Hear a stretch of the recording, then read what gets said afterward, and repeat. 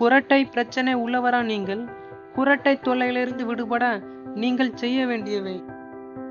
Number 1, தலையணை கொண்டு தலையை உயர்த்தி வைத்து தூங்கலாம்.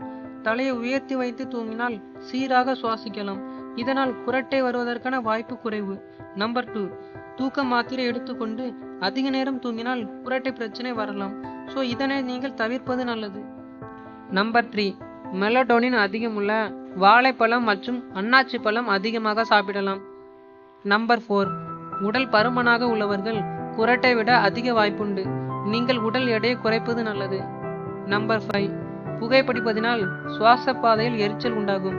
இதனாலும் குரட்டை வரக்கூடும். ஸோ இதனை நீங்கள் தவிர்ப்பது நல்லது.